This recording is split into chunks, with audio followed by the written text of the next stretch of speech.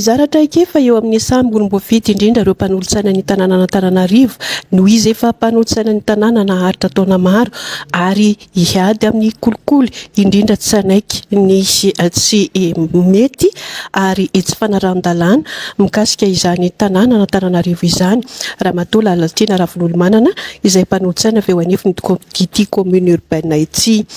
Tsy mety hoy izy fa ny tenin'ny fieritreretana no maniry azy hanatanteraka izany. Mampametra-panontaniana hoe ity mpanolotsaina ny tanàna ity maninona no esorina teo anivon'ny komision'izany tanàna Antananarivo izany, misy voamierany ady amin'ny kolikoly sy ny fanjakana tsara tantana eo anatrehan'izay rehetraizay dia sanaiky ny tsy fanaran-dalàna ny tenany. No amafisiny ihany koa fa mila diniana sy laniana eo anivon'ny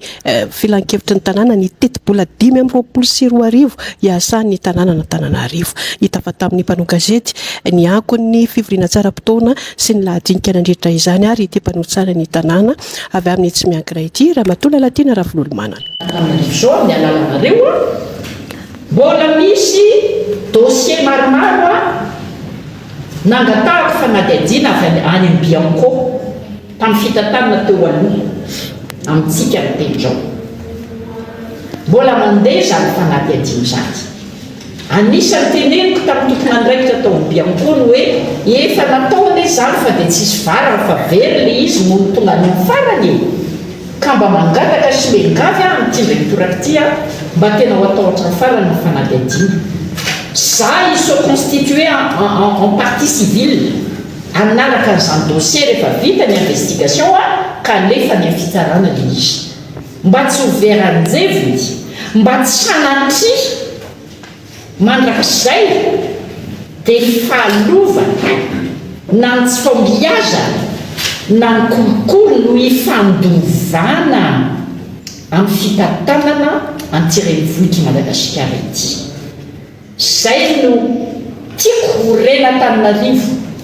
tiako hazava amintsika fa rehefa misy fanapa-kevitra raisy ny olo-mofidy mamakitra ny tanàna dia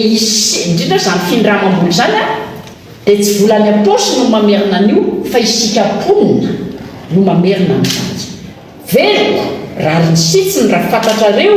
fa nandray fanapa-kevitra ny maronisa tao amin'ny filan-kevitry ny tanàna izay nahitana ny vovonana Irmara sy ny ampahany tamin'ireto namana sasany avy amin'ny Fraisakina sy ny FTT nanome fahefana ny ramatoabe ny tanàna indram-bola dia mipetraka ny fanontaniana hoe indram-bola aiza, indram-bola ohatrinina, indram-bola atao inona ary ahoana ny fomba amerenana amin'izany vola indramina izany. Mbola hiverina satria za na dia tsy misy tsony aza ny vomiera hoentina manadiady an'izany dia tsy hipetrapotsiny fa hiezaka arak'izay tratrako anadiady hoe indram-bola taiza vola ohatrinina dia hanaovan'inona.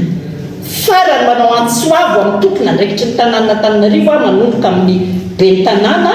Iarlala raha manatsoa mila teti-bola ny tanàna dia apetrako eto ny fanontaniana miandry valiny roviana no andinika ny teti-bola 2025 zahay fa efa nisasaky ity ny volana febroary. Io budget io no ahitana ny programmany,